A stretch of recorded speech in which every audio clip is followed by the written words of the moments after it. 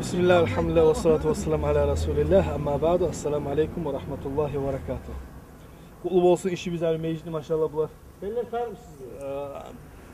Armatullahınızsa öce hali tökmege öce yoğuk bolgan. Allah buyursa buna bu Tangala Cuma gün bir gün subota.